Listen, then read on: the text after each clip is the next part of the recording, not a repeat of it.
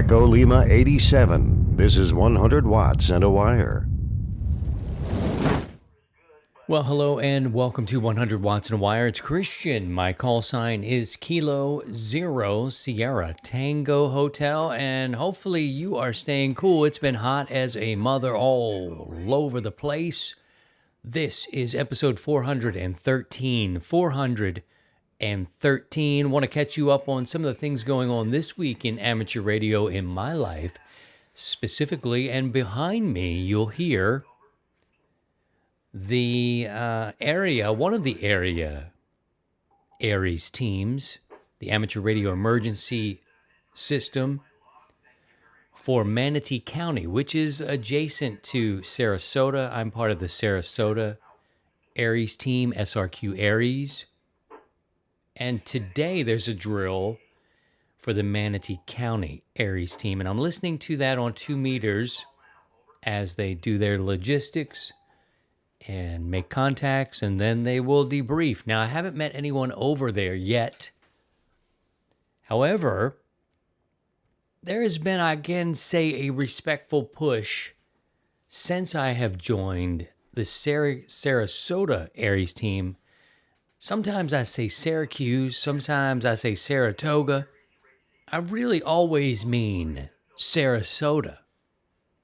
Good grief, we are here in Florida with the backdrop of a hurricane.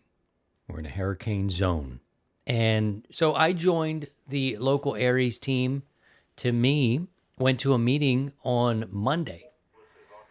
And it was really nice to meet the people, the players. And I've mentioned this before on the podcast that I'm really impressed by the activity on the repeaters. These ladies and gentlemen are active. They are what you would call seriously active. In fact, the radio group, you know how many times you'll have a radio group. Now, we'll turn them down a little bit. I don't want to compete, and they win. They're very interesting. So I've been listening this morning and waiting for my opportunity to perhaps check in. We'll see how it goes. Now, as a member back in St. Louis, you know, we were with the St. Louis and Suburban Radio Club, and that's one thing. And then there's an ARES team sort of within that, right? Here, the radio club is called the Sarasota Emergency Radio Club, SERC, S-E-R-C. So the club itself positions itself as the Sarasota Emergency Radio Club. They also have SRQ ARES. So it's interesting, and I'm learning the dynamic as I go, how these two are related. One is a paid, $20 a year, which I did join. I found some money in a boot and decided I would join that club. But the ARES team was free, and I was there pretty much as soon as we landed here in Sarasota. And I've mentioned on the podcast before, if you're just joining us, hello, friends. This is Amateur Radio Amplified on 100 Watts and a Wire. I'm your tour guide. We're trying to help mentor, entertain, and provide some community for ham radio enthusiasts around the world. Glad that you have found us. But I've talked about coming to this area, and, like a backdrop of a hurricane zone is serious business to me. And they first mentioned that if you were a member of the ARES team here in Sarasota, the relationship, the memorandum of understanding, outlined the fact that you could bring your spouse, your family, and your pet. The next day I signed up. Fast forward a couple of weeks later, we had our drill. The one you hear behind me is an adjacent county called Manatee. We'll come back to that in a little bit. But during the hospital drill, one of the representative folks from the hospital, very nice fellow, he said, no, well, the agreement is you can bring your spouse and your pet. But I said, look, I've got 2 kids. One will be 9 here shortly, and the other is 13. I can't just, dip out. So, and there are some other things that they're ironing out with this memorandum of understanding, MOU. And it's like, where do the volunteers sleep? How long before an event do you request us to deploy? Are you providing water or like a credit to the cafeteria for the potential hours that we would be spending there? Some of these things are unknown, and with respect to the group who I met, 17 others at this Monday ARES meeting, and the club meeting followed. These people are older, 60s, 70s. I'm guessing, I don't know if anybody cracked into the 80s in this meeting. But, I'm in my early 50s, and I'm one of the younger guys. And I'm telling you, your boy is not sleeping on the concrete. And, they need to iron out, in other words, this understanding in terms of time, creature comforts, and cots, military cots. So, here we are. We're in the storm season. It is the driest and the hottest it has ever been on record in Florida. Dry and hot. Consistently. These older ham radio operators will not sleep on the floor. They're probably going to be hurting sleeping on a cot, but be that as it may, this is part of the hashing out. Now, the drill itself, I think, went well from a perspective. We had someone at the Red Cross at Redcom, and they were net control. And I can tell you, we went through the drill. We went to different locations. This is a hospital system where they have multiple buildings. So we were going point to point. We were checking the repeaters to see who could do what. I was on a 3-person team. We had WinLink going. We had things that we probably need to fix. For me, I think a 3-person team at a hospital worked well. One should be on WinLink, one should be on the radio, and maybe one helping set things up, giving breaks. Like, I like the 3-person team. What do you think, friends? What do you think? Unfortunately, we had one radio and WinLink. So when we were trying to connect with WinLink, which I still need to understand better, and I don't have a PC laptop to put it on, and, in better days when I'm working more, I will invest in an inexpensive Windows system and get myself set up. Be that as it may, we had one guy, there was 2 computers there. They were both set up for WinLink, but we had one rig. So whenever we were working WinLink, we needed to get out of the way and could not operate over the air. So it was either or, in other words. 2 radios would probably be best. But, the drill went really well. It was different than the one we're hearing off in the distance behind me. This one's a little bit more mobile. They've got people going to different places, it sounds like. They have people in different locations, but they have people in automobiles, some different kind of mobile operations going. And it's an interesting check-in just to see what I can hear. But what I like about the local area is the difference between St. Louis, and again, it's no shade there. The risk is different in St. Louis. It's could happen. It's possible. It could, maybe, that sort of thing. It's like a weather forecast in the way that the risks do exist there. Here, we know the risk is coming. It's going to happen, and we need to get it together. There's a difference. And on the air, you can tell. There's multiple nets several days out of the week. There's different swap meets and things like this going on. And the 2-meter activity at this point, at my time in Sarasota, is heavy on 2-meter 440 side. So it's interesting where I was all HF all the time. Right now, 2 meters is my focus. I've been programming radios manually. Rewind 45 seconds ago from where I talk about I don't have that portable Windows system to program my radios like I did back in St. Louis. We'll work it out. We're pushing hard. We're trying to get more work and do all these things so we can survive a little bit better here in Sarasota, leaving the work situation back in Missouri, coming here, needing to find. We're working on it. We're working on it here. We're working on it. But I've been programming my handhelds, my HTs, my base station, and my mobile.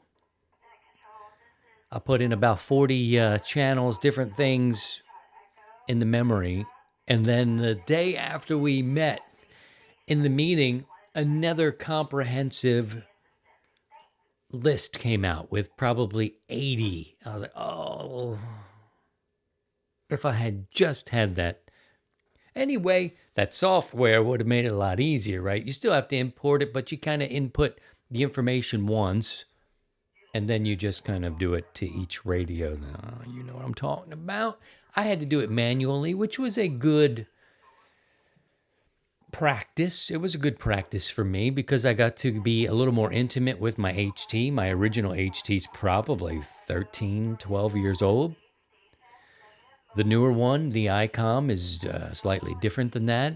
Both ICOMs. I'm an ICOM guy. And the base station is different than the mobile. But, look, getting in there and working with these systems, I had always heard from other people saying, look, some of these ARES teams, these are the guys that are going to be needing to be saved. Some of these folks are just doing this and they don't even know how to program their radio. And I was just thinking to myself, damn, that's harsh. It may be true. It may be true. I don't know. And I'm judging. I'm trying to live my life and not in judgment of what people know and what they don't know. But the practice for me, handling all of these different radios, it's 4 different radios with 80 channels of memory individually with their own unique, similar but different systems, was good for me, although it took me a while. And the way I work is I want to get that done. I want to have it. So look, you guys here locally, don't change this now. Leave it alone until I can get myself sorted out. But it's great because what the additions were DeSoto, Manatee. They're the adjacent areas. And I can tell you, there's been a bit of a push in the Sarasota ARES team, a little bit.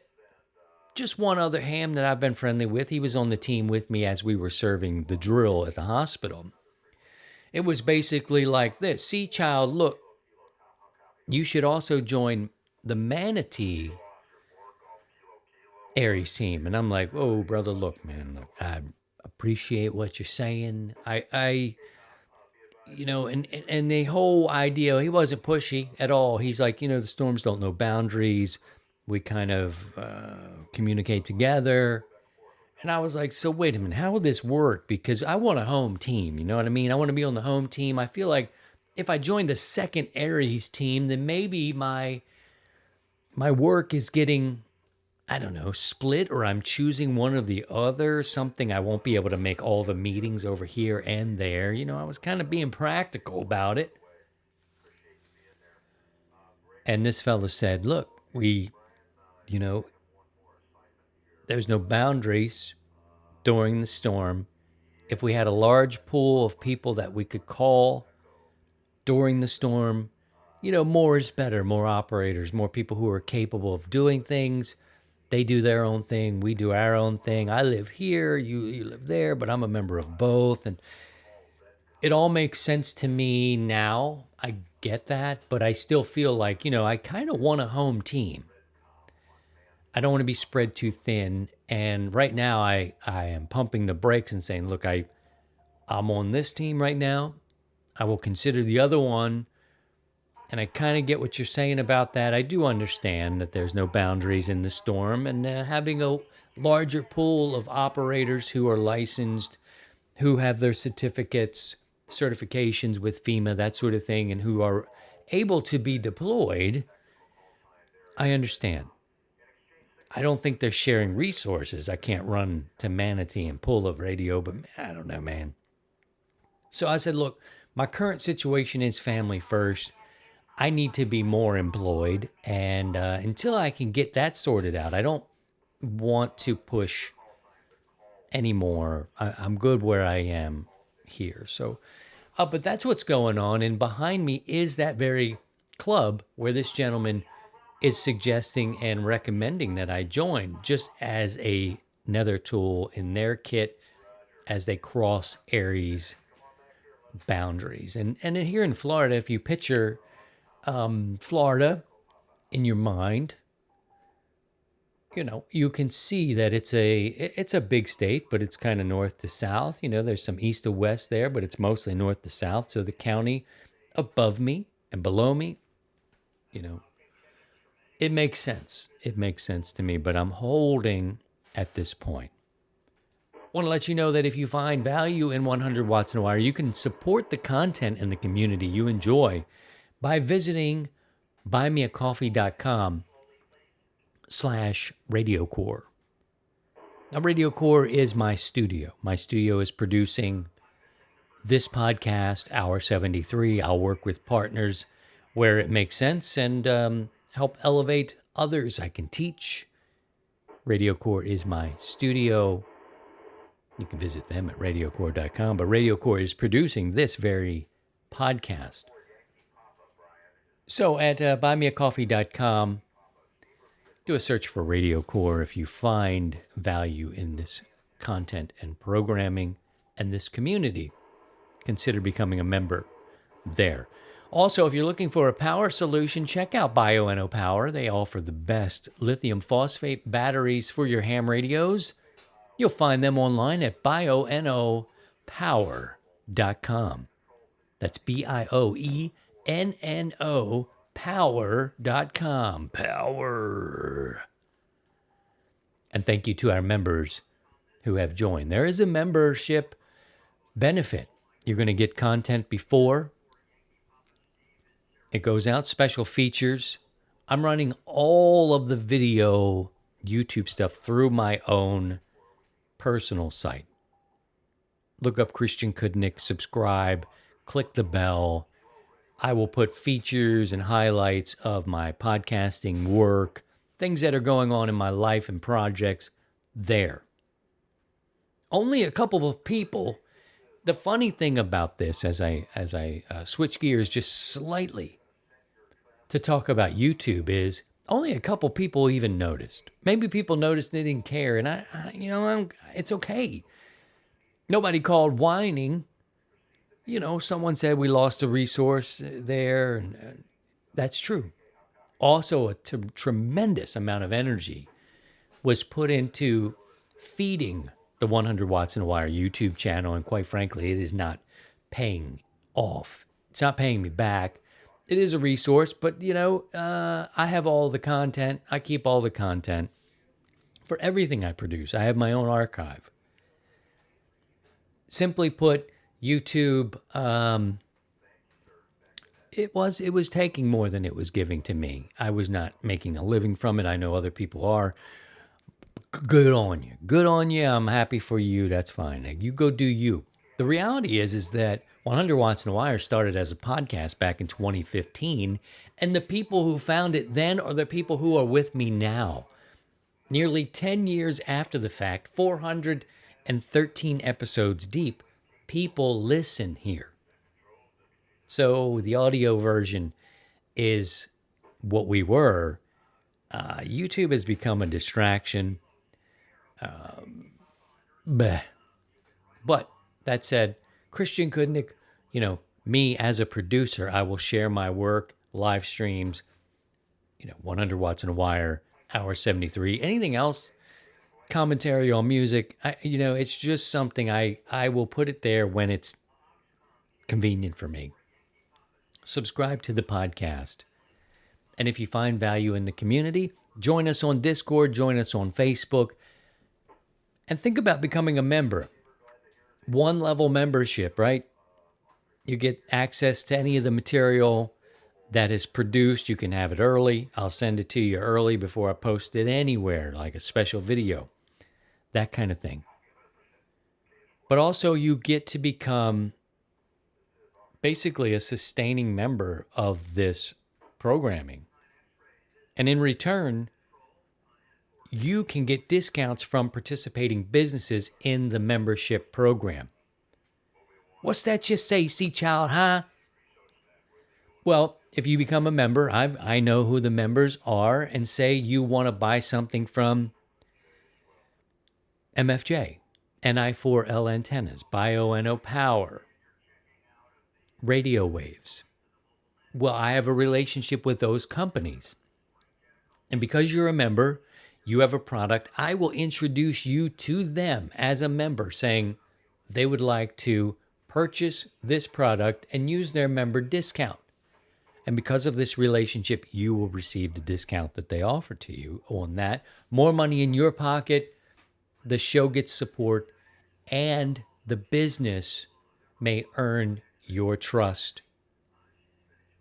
It's a win-win-win as far as I'm concerned. And hopefully over time we'll build this out, and get more companies, more people. My situation is, family first. I've been working. I cannot do the live streams all the time like we were doing. But this is nothing new, friends. When you subscribe to the podcast, it comes right to your device when it's out. Serve it up hot. There it is. Listen at your convenience. Listen at work. Whenever you want to, it's there. The beauty of podcasting is take it with you. Listen whenever it's convenient for you. So that is that. I feel like there was something else. If you visit our website, 100wattsandawire.com, there are other ways that you can help. Certainly you want to get your 100-watt ID, but you can get a sweatshirt, a sticker, a mug. There's other merchandise and bags and coffee cups and all kinds of stuff and all kinds of ways to help the show. Join us on social. Visit the website. And that's sort of the hub of getting around. I mentioned that 2 meters has been the push, has really been a push for me. And I think that a ham's ham, I consider myself a ham's ham. I do a lot of walking around the area here, and I'm in paradise, really. It's beautiful. There's palm trees. There's bamboo, peacocks walking around like their S doesn't stink. I can tell you it does. A lot of birds, interesting things, anoles, geckos. I haven't seen an iguana or anything like that, but it's a whole different world. It's a bit tropical down here. Well, I'm walking with my wife, and I see this piece of bamboo. It's got, it's probably 15 to 18 feet long. And I said, oh, look at that piece of bamboo on the side of the road. And the ham in me is like, pick it up. Pick it up, and it's got a little bend in it, like the strange ED commercials that you see, and they're like, you got a Johnson, got a bend in it? It's got a little bit of bend in it, but not enough to distract me. And actually, I took it. I picked it up. I'm walking down the street with an 18-foot long piece of bamboo. I didn't measure it. I'm guessing 15 to 18 feet. Well, I put a 2-meter 440 antenna on it that I had, and I'm leaning it on a tree. So it looks very natural, stealth-like here because I'm not in an HOA. However, I do have neighbors all around the place, and I'm trying to keep a low profile. And as I said to you earlier, 2 meters 440 is kind of the jam down here right now because it's all the activity in the clubs, in the ARES. It's there. They do HF stuff too. Don't get me wrong. In the hurricane nets, we know all about that on HF. I do have my HF antenna up there, not super high. Can't do 80 meters, but I can do 20 and 40. 2 meters is cooking down here. It's different. It feels different to me, and I like it. Took the bamboo, mounted up this antenna. It's kind of between it's in a tree. It's kind of I've got it leaning within the branches of a tree. You may hear an airplane going by. There's a commercial company that teaches folks, I guess, how to fly planes And they do a loop around here. I'm not too far from the airport. Well, this bamboo, I put I tied it down low to one part of the tree, and the bend in there, like the ED part of the bent Johnson. The way I have this thing leaning in the tree, the antenna is straight. It's straight up. So I put a bungee around it about 10, 15 feet up. And so it's held in place. I need to think about what I'm going to do in the times of the storms, when the tropical storms come. What do you think? You guys in this area, you're in the storm area, do you lower your antennas down? My HF antenna is about, I don't know, tops 30 feet maybe.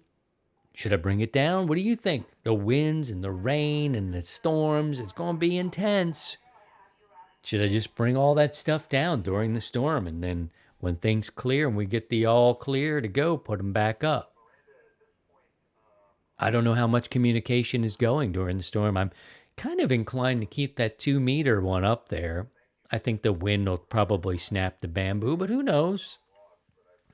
The HF antenna, I'm thinking I might want to bring that one down just to lower it, not to take it down, maybe just lower it down, get it closer to the ground. I don't know. What do you think? Let me know. Drop me a line. Go into Discord. We have a conversation about the shows there. You can make a comment about this episode if you like. Let me know what you're thinking, where you live, and all that sort of stuff. Also, my friends who are interested in looking at preparedness as a lifestyle, we see what happened with the fires in Hawaii. It is unthinkable what's going on out there right now. I'm looking for some people to talk to. I know we've got ham radio operators who have been through wildfire situations. I know we have firefighters. I would even speak to people in Hawaii. There's a crossover between these two podcasts, and I want to invite you to go and subscribe to that one as well, okay? Again, highlights, clips, and that sort of stuff will go up under my own personal account on YouTube, but I'm not tripping on YouTube anymore. Podcast first. So join me in those two locations. Subscribe to this one, my amateur radio brothers and sisters. And if you're interested in exploring self-reliance as a lifestyle, perhaps beyond the first 72 hours, subscribe to Hour 73. I'd love to have you there. Slow build. I'm rolling things out as I can. I belong in this studio. This Radio Core studio is where I need to be. But we are dealing with life and a move, and moving is difficult and complicated. And it takes a little while to get those connections, and it's definitely taken a while to get ample income flowing in for your boy. So all I can say is I appreciate you being here. If you find value, go to the website, look around, see where it can help. But share with me the information about my antennas in the storm areas. If you're in Florida listening, what do you do? Also, join me at Hour 73, and we'll keep the discussion going. I'm not the arbiter of preparedness. I'm the seeker of information, and I want to share that out. Given my skill set as a producer, as a host, or broadcaster, what have you, sharing that information with you, not just talking to you. It's two-way communications. Take care of yourselves in this wacky world. Pay attention. Pay attention to what's going on around you. Try to stay open and flexible. I think that's super important. And by all means, if you can, please try and stay above the noise. To join the 100 Watts in a Wire community, visit 100wattsinawire.com.